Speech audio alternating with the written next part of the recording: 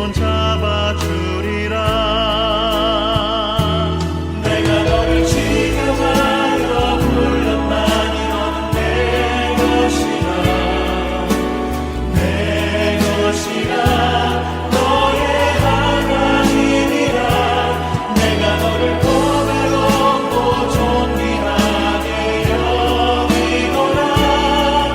너를 사랑하는 내 여호와라.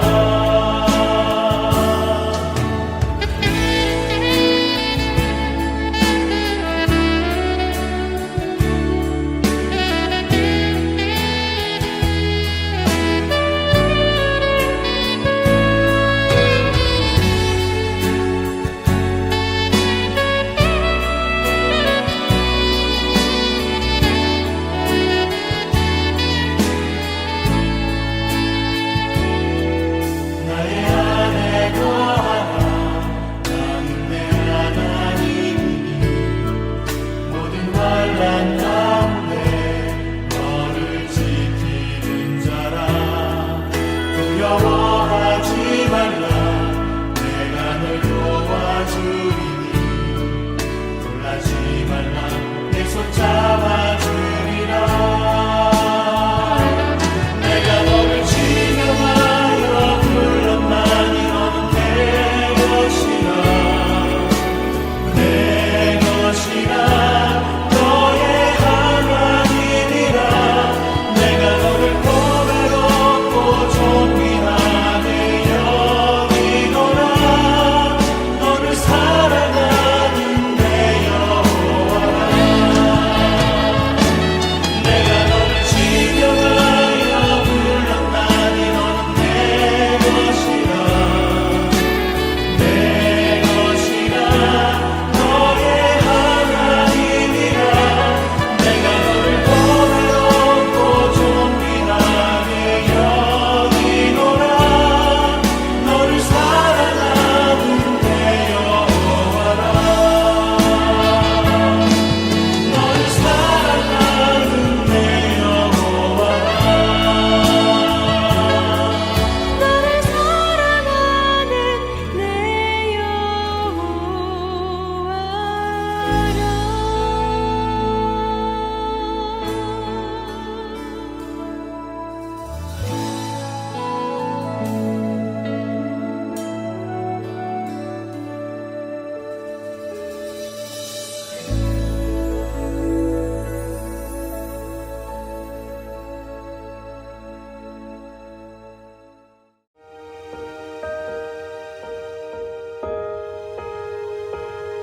다윗이 같이 물매와 돌로 블레셋 사람을 이기고 그를 쳐 죽였으나 자기 손에는 칼이 없었더라.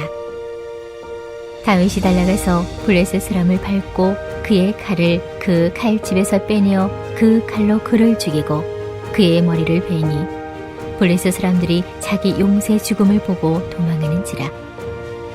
이스라엘과 유다 사람들이 일어나서 소리 지르며 블레셋 사람들을 쫓아 가이와 에그론 성문까지 이르렀고 블레셋 사람들의 부상자들은 사라임 가는 길에서부터 가드와 에그론까지 엎드려졌더라.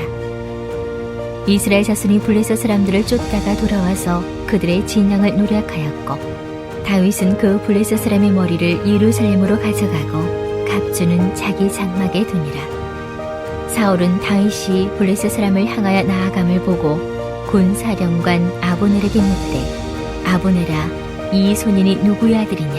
아브넬이 이르되 왕이여 왕의 사심으로 맹세하옵나니 내가 알지 못하나이다 하매 왕이 이르되 너는 이 청년이 누구의 아들인가 물어보라 하였더니 다윗이 그 블레셋 사람을 죽이고 돌아올 때 그 블레셋 사람의 머리가 그의 손에 있는 채 아브넬이 그를 사울 앞으로 인도하니 사울이 그에게 묻되 소년이여 누구의 아들이냐 하니 다윗이 대답하되 나는 주의 종 베들레헴 사람 이새의 아들입니다 하니라. 오늘도 하나님의 말씀을 통해 새 힘과 지혜를 얻으시길 소망합니다. 오늘은 하나님의 영광을 추구하는 사람이라는 제목으로 사무엘상 17장의 말씀을 나누도록 하겠습니다. 여러분은 외유내강이라는 사자성어의 의미를 알고 계십니까? 겉으로 보기에 부드럽고 순해 보이지만 속마음은 단단하고 강하다는 뜻입니다. 사람들은 보통 다른 사람의 외모를 보고 그를 판단하는 경향이 있습니다. 그러나 사람의 진가는 그 사람의 내면이 얼마나 성숙하고 단단한지에 따라 결정됩니다. 우리 신앙인들에게는 믿음이 얼마나 성숙하고 굳건한지가 중요할 것입니다. 오늘 본문에 등장하는 어린 다윗이 이 외유내강의 표본이었습니다. 사울을 비롯한 이스라엘 백성들은 거인 골리앗과 대적하는 어린 다윗의 왜소한 모습을 보고 그를 안타깝고 치근하게 여겼을 것입니다. 그러나 다윗은 그 안에 하나님을 향한 절대적인 신뢰와 믿음이 있었습니다. 이것은 소년 다윗이 거인 골리앗과의 전투에서 승리할 수밖에 없었던 비밀이었습니다. 오늘 본문 사무엘상 17장 50절에서 51절입니다. 다윗이 이같이 물매와 돌로 블레셋 사람을 이기고 그를 쳐 죽였으나 자기 손에는 칼이 없었더라. 다윗이 달려가서 블레셋 사람을 밟고 그의 칼을 그 칼집에서 빼내어 그 칼로 그를 죽이고 그의 머리를 베니 블레셋 사람들이 자기 용사의 죽음을 보고 도망하는지라. 다윗이 물매로 던져 날린 돌이 골리앗의 이마에 박혔습니다. 골리앗은 땅바닥에 넘어졌고 다윗은 넘어진 골리앗을 향해 빠르게 다름질했습니다. 다윗은 골리앗이 정신을 차리기 전에 골리앗을 밟고 그 위에 섰습니다. 그리고는 재빨리 골리앗의 칼집에서 칼을 빼서 목을 베어 골리앗을 죽였습니다. 우리가 읽은 위의 두 구절에서는 골리앗을 죽인 무기들이 강조됩니다. 첫째로는 골리앗을 쓰러뜨린 다윗의 물매와 돌이고 둘째로는 골리앗의 목을 베었던 골리앗의 칼입니다. 골리앗의 입장에서는 다윗의 무기뿐만 아니라 자신의 칼 역시 스스로를 죽이는 무기가 된 것입니다. 골리앗은 수많은 전투를 승리하게 해주었던 자신의 칼을 의지하였을 것입니다. 그러나 그가 의지했던 가장 강력한 무기가 도리어 자신의 생명을 빼앗는 흉기가 되었습니다. 여러분은 인생의 전투에서 승리하기 위해 어떤 무기를 의지하고 계십니까? 많은 재산입니까? 좋은 인맥입니까? 강인한 신체입니까? 전문적인 지식과 기술입니까? 우리는 우리가 가장 강력하게 여기는 무기를 의지하는 것에 대해 경계해야 합니다. 믿는 도끼에 발등이 찍히듯 결정적인 순간에 우리가 믿었던 무기들은 우리를 공격하게 될 것입니다. 다윗은 골리앗과의 전투에서 그의 무기였던 물매와 돌을 의지하였을까요? 만약 다윗이 그러하였다면 다윗 또한 골리앗처럼 자신의 무기에 멸망당하는 최후를 맞게 되었을 것입니다. 다윗이 골리앗과의 전투에서 승리할 수 있었던 비밀은 그가 하나님의 인도하심과 도우심을 전적으로 신뢰하고 의지했던 것입니다. 이어서 사무엘상 17장 52절부터 54절입니다. 이스라엘과 유다 사람들이 일어나서 소리 지르며 블레셋 사람들을 쫓아 가이와 에그론 성문까지 이르렀고 블레셋 사람들의 부상자들은 사하라임 가는 길에서부터 가드와 에그론까지 엎드러졌더라. 이스라엘 자손이 블레셋 사람들을 쫓다가 돌아와서 그들의 진영을 노략하였고 다윗은 그 블레셋 사람의 머리를 예루살렘으로 가져가고 갑주는 자기 장막에 두니라. 처음에 이스라엘 백성들은 거구의 장신인 골리앗을 보며 전투 의지를 상실했습니다. 이스라엘을 대표하는 다윗이 블레셋을 대표하는 골리앗을 쓰러뜨리자 상황은 반전되었습니다. 블레셋 사람들은 믿었던 골리앗이 다윗에게 패해 죽는 장면을 지켜보며 큰 두려움을 느꼈습니다. 왜냐하면 골리앗이 다윗과의 전투 전에 만일 자신이 지면 이스라엘의 종이 되겠다고 공언했기 때문입니다. 골리앗의 말대로라면 블레셋 군대들은 모두 이스라엘의 종이 되어야 할 판이었습니다. 그래서 비록 1대1 전투의 승부로 전쟁의 승부를 결정한다는 약속이 있었지만 블레셋 군대들은 이스라엘의 종이 되는 것이 두려워 약속을 어기고 혼신의 힘을 다해 도망쳤던 것입니다. 이스라엘 백성들은 이때다 싶어 도망치는 블레셋 군대를 추격하였습니다. 그들은 아마 골리앗으로 인해 무너졌던 자존심과 명예를 이 기회에 회복하고 싶었을 것입니다. 어느 정도의 추격이 끝나고 이스라엘 백성들은 다시 전쟁터로 돌아와서 블레셋 군대가 주둔해 있던 진영을 노략하여 전리품을 챙겼습니다. 그들은 목숨을 건 험난한 전투의 대가로서 적군의 재물을 응당 챙겨야만 했습니다. 목숨을 건 전투를 통해 자존심과 명예 그리고 세속의 부를 추구하는 것이 이스라엘의 모습이었습니다. 그런데 이 모습이 어쩐지 우리의 모습과도 닮아 있는 것 같습니다. 우리 또한 치열한 각각의 삶의 자리에서 승리하여 자존심과 명예, 부를 얻으려고 하지 않습니까?